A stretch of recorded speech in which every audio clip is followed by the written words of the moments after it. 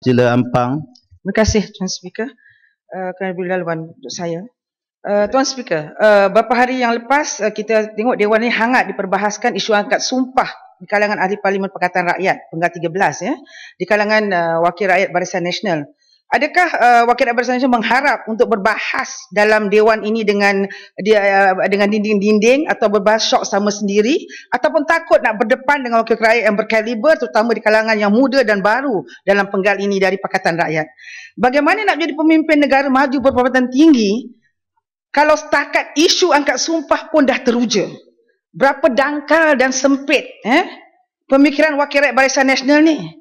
Ini perkara asas. Mana mungkin kami abaikan tanggungjawab kami yang telah diberi mandat oleh rakyat di kawasan kami untuk berbahas dan memperjuangkan hak mereka yang selama ini telah dimanipulasi dan diselewengkan oleh Kerajaan Barisan Nasional. Apatah lagi undi popular yang kita terima lebih daripada Barisan Nasional. Tuan Speaker, saya nak menyentuh isu-isu wanita yang kurang dibawa dalam Dewan ini. Pencapaian wanita perlibatan 30%. Kita lihat Kerajaan Barisan Nasional sampai sekarang masih gagal untuk melaksanakan, untuk mencapai 30% pelibatan wanita di semua peringkat. Tapi Perdana Menteri berdegar-degar menceritakan bahawa hendak meningkatkan pelibatan 30% wanita. Tapi sampai sekarang ini kita lihat tidak mampu untuk memantau peningkatan dari tahun ke tahun, dan malah ada tahun yang menurun, Tuan Speaker. Jadi ini kalau seperti apa dikata Pasir Gudang, wanita berkaliber, saya setuju. Tetapi kenapa Kerajaan Malaysia sampai sekarang masih gagal untuk melaksanakan dasar ini? Dah 50 tahun Barisan Nasional UMNO berada dalam negara ini, tapi masih lemah, gagal untuk mengangkat martabat wanita.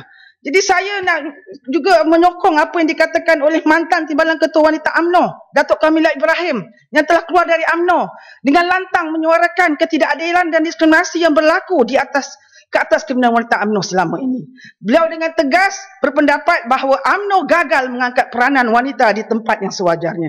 Saya harap penggerang yang insya-Allah bertanding Ketua Wanita UMNO dapat melaksanakan dasar ini dengan kebolehan beliau untuk menarik ramai lagi wanita masuk dalam Barisan Nasional UMNO, wanita berkaliber seperti beliau.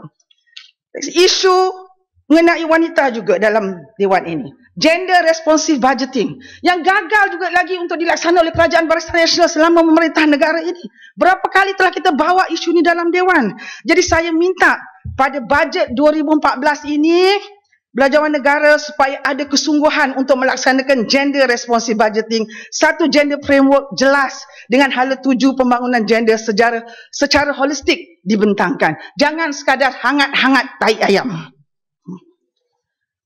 Satu lagi yang perkara yang saya lihat yang diangkat oleh kementerian. Baru-baru ini Kementerian Wanita melancarkan program Hormat Wanita. Saya amat alu-alukan kerana inilah yang dibawa oleh Dasar Wanita Pakatan Rakyat dalam agenda wanita Malaysia, iaitu memudayakan falsafah hormat wanita. Tapi saya cuma nak peringatkan agar program hormat wanita ni jangan sekadar buat program keraian, majlis-majlis, tetapi ini ada satu pendekatan yang baru dengan substance, dengan pengisian program yang dibuat dari peringkat kecil sampai dewasa, di mana prinsip-prinsip falsafah hormat wanita itu diterapkan daripada anak-anak kecil sampai dewasa, daripada sistem persekolahan tadika, taska, sekolah rendah dan menengah sampai ke peringkat universiti. Kalau ini mampu dilakukan oleh kementerian, maka kita akan dapat insya-Allah dapat memastikan bahawa orang perempuan itu dihormati dalam negara kita, dan insya-Allah ia juga akan mengangkat martabat wanita. Membangun wanita bererti membangun generasi. Saya pasti sidang Dewan bersetuju dengan saya hari ini bahawa kita inginkan generasi yang berkualiti dan bersahsiah tinggi demi masa depan yang lebih baik, dan ia perlu bermula dari sekarang. Isu gadis penan sampai sekarang masih belum lagi tidak mampu untuk ditangani, untuk diatasi. Saya minta menteri baru yang datang daripada Sarawak untuk agar bersungguh-sungguh menangani isu gadis penan yang sudah lama dibawa dalam Dewan ini dan tidak diselesaikan. Jadi saya harap nasib gadis penan yang dirogol yang telah dibuat dalam laporan task force pada tahun 2009 tolong diteliti semula. Perogol-perogol penjana-penjana itu tolong dibawa ke mahkamah, tolong dibawa ke muka penghakiman, dan barulah kita dapat membawa keadilan kepada gadis-gadis sebenarnya yang telah dirogol ini. Dan telah kita buat siasat, sudah ada report, tapi masih lagi gagal untuk melaksanakannya. Saya tidak tahu, mungkin hendak melindung pihak-pihak yang tertentu di negeri Sarawak itu. Jadi ini mengenai gadis Penan. Satu lagi isu kes Nur Fadilah, iaitu kes kes landmark yang mana seorang wanita mengandung yang ditolak permohonannya untuk menjadi guru, telah dibuat satu keputusan landmark oleh Hakim Mahkamah Tinggi Shah Alam Datuk Zaliah Yusof, yang mana telah memenangkan Fadilah dalam kes ini. Dan mahkamah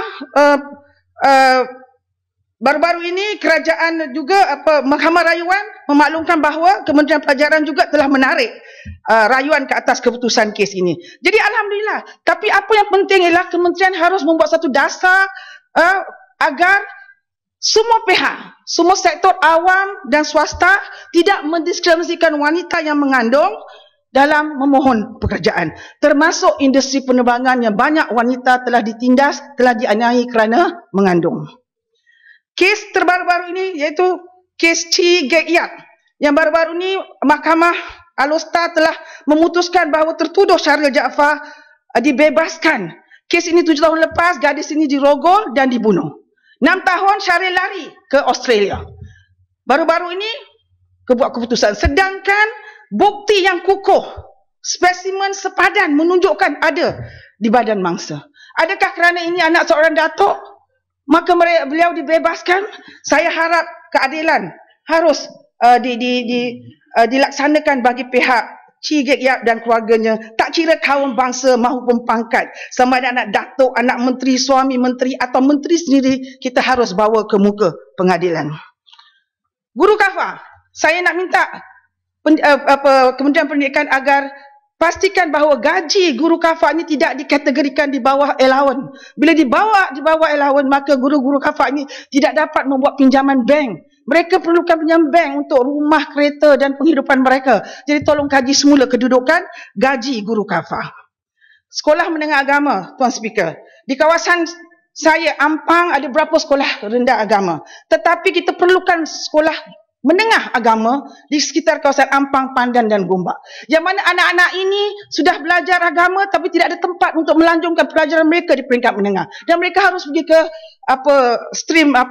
jurusan kebangsaan. Jadi saya mintalah dipertimbangkan agar sekolah menengah agama dibangunkan di kawasan saya untuk menampung Pandan, Gombak dan Ampang. Ini kawasan saya, isu kawasan saya di Bukit Antarabangsa. Berapa kali telah saya bawa dalam dewan ini untuk membina sekolah di kawasan Bukit Antarabangsa, yang mana kerajaan negeri telah memberikan tanah, tetapi kerajaan pusat masih gagal untuk membina. Dalam sesi yang lepas, menteri kata dia akan buat kerana tidak ada prioriti. Kali ini saya minta agar menteri masukkan dalam bajet 2014 satu bajet untuk membangunkan sekolah rendah dan menengah di kawasan Bukit Antarabangsa. Isu yang baru-baru ini juga, penyelenggaraan cerun. Ampang merupakan satu daerah banjaran. Jadi kita lihat ada berapa tragedi yang terjadi dalam tanah runtuh. Terdapat lebih 400 cerun di kawasan Ampang. 10% darinya adalah cerun berbahaya. Memandangkan kedudukan geografi Malaysia yang berbukit bakau, kejadian tanah runtuh tidak dapat dielakkan. Jadi saya minta unit cerun dalam Kementerian Kerja Raya harus dipertingkatkan martabatnya kepada bahagian cerun agar dapat menggubal polisi-polisi yang lebih holistik dalam pembinaan dan pembangunan kawasan-kawasan lereng bukit dan cerun. Kalau kita mampu melakukan ini, Tuan Speaker, maka kita akan membuat kawasan cerun ini satu kawasan perumahan elit yang mana ianya akan dapat meningkatkan cukai tanah dan membawakan hasil kepada kerajaan. Satu peruntukan berbentuk pelaburan awal dengan menubuhkan satu bahagian khusus pembangunan di lereng bukit dan cerun di Kementerian Kerja Raya disegerakan agar ada satu panduan holistik untuk pembangunan di kawasan-kawasan ini. Satu dasar yang harus dipatuhi pemaju dan agensi-agensi kerajaan dalam kelulusan projek perumahan dan lain-lain. Jadi pembangunan ini kita lihat contoh di Hong Kong dan Switzerland. Ianya menjadi kawasan elit saya sebut tadi dan mampu membawa menampung kos penyelenggaraan dan juga membawa unsur pendapatan kepada negara. Kes Highland Towers. Highland Towers 20 tahun sudah kes ini, tragedi ini terjadi di kawasan Ampang, dan saya minta tapak bangunan yang terbiak ini masih lagi berdiri sepi dan merosakkan mata dan memberi ancaman kepada rakyat Ampang, khususnya penduduk berdekatan dengan tapak tragedi. Bangunan yang satu menjadi sarang penagih, penyamun, perogol, peragut dan segala macam, dan mungkin juga sarang pengundi hantu. Satu penggatan baru harus dikaji dan dasar-dasar baru harus menggantikan dasar lama yang tidak progresif di tempat berantu tu. Dasar yang lebih efektif iaitu mempercepatkan pengerobohan, mempercepatkan pengambilalihan, mempercepatkan tempoh terbengkalaian. Dalam kes Highland Towers, satu pendatang khusus harus dipertimbangkan untuk memberi penyelesaian kepada semua pihak agar lokasi ini dibaik dan dibaik pulih dan dibangun semula dan dijadikan model baru dalam pembangunan di lereng bukit. Tak ada masa. Permasalahan pelarian Rohingya. Di Ampang ni, Tuan Speaker, is the second highest dengan izin.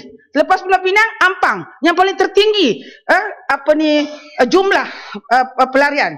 Jadi saya minta agar kerajaan membuat satu pendekatan yang lebih jelas. Sama ada kalau mereka ini hendak dibawa masuk, berikan mereka kita siapkan satu sistem, satu mekanisme, satu peraturan agar mereka ini boleh dikawal dan tidak menjejaskan hidup ataupun lifestyle rakyat kita khususnya di Ampang. Jadi ini harus satu. Kalau tidak mahu, dan kita jangan terima mereka masuk. Walaupun apapun atas dasar kemanusiaan, kita harus prihatin tentang pasal mereka lari dari negara dan perlukan bantuan. Dan kebanyakan mereka adalah orang Islam. Dan mereka mengharapkan Malaysia yang negara Islam ni untuk membantu mereka. Tapi hidup mereka terbiar dan ianya menjejaskan orang-orang kita sendiri dalam kawasan Ampang. Ya. Ya apa? Gulung. Okay. Sebelum itu satu lagi kes yang saya nak bawa, kes yang famous NFC. Tanjung Karang dah bebas dah daripada tanggungjawab nak jawab ni So jadi saya minta kes NFC, apa kedudukannya sekarang? Di mana kedudukan wang 260 juta?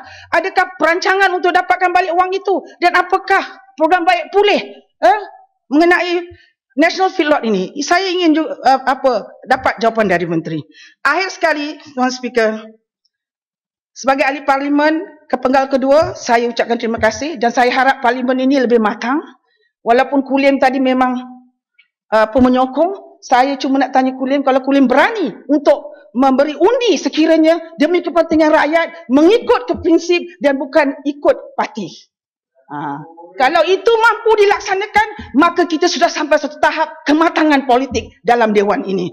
Kita berdasarkan kepentingan rakyat dan bukan dasarkan kepentingan parti, iaitu politik bipartisan. That shows how mature we are and how we are ready for a more advanced country. Dengan izin. Tuan Speaker, gulung. Okay. Akhir kata, saya mengharapkan ahli sidang Dewan kali ini lebih matang dan profesional. Kita seharusnya menggunakan Dewan ini untuk membawa dasar yang memberikan kesejahteraan kepada rakyat secara umum tanpa hanya menguntungkan setengah pihak sahaja. Kita juga perlu lebih berani untuk tidak bersetuju sesama kita. Janganlah kita menjadi seperti lembu yang dicucuk hidung dengan mengangguk setuju setiap dasar yang diperkenalkan, walaupun hakikatnya dasar tersebut akan memberi implikasi buruk terhadap rakyat. Nasib rakyat tidak akan terbela jika di dalam Dewan takut menikus, di luar Dewan menunjuk bagus. Saya juga mengharapkan agar ahli Dewan kali ini tidak terbuai-buai dengan kemenangan yang sementara ini dan mendabik dada dengan kuasa yang ada. Pihak yang sombong ini mungkin terlupa bahawa satu ketika dahulu beliau juga seorang yang hina kerana tiada kuasa. Kata-katanya tidak dipeduli, pandangannya dibenci dan dirinya dihindari. Namun setelah diberi kuasa pada hari ini, jadilah ia orang yang meninggi diri menongkat langit. Sedangkan amanah kemenangan ini adalah ujian untuk melihat sejauh mana kita bersyukur atau takabur. Tindakan memperkecilkan pihak yang tewas adalah sikap sombong yang cuba ditunjukkan. Kalah dalam perjuangan, kalah dalam memperjuangkan hak dan memberi nasihat rakyat bukanlah sesuatu yang hina. Ianya mungkin hina di mata insan, namun bukan di sisi Allah. Sesungguhnya hari ini kita berada di antara dua persimpangan. Kemenangan yang tertangguh dan kemenangan yang angkuh. Pihak yang sombong dengan kemenangan ini perlu segera muhasabah diri agar tidak termasuk dalam golongan yang kufur nikmat setelah kuasa diberi, seperti yang tercatat dalam surah Luqman yang membawa makna, dan janganlah engkau memalingkan mukamu kerana memandang rendah kepada manusia, dan janganlah engkau berjalan di bumi dengan berlagak sombong. Sesungguhnya Allah sendiri tidak sombong, suka kepada sendiri sombong. orang, tiap-tiap orang yang sombong, Sombong. lagi membanggakan Sendiri. diri. Sekian, terima kasih Tuan Speaker. Wassalamualaikum warahmatullahi wabarakatuh. Okey, Jerundun.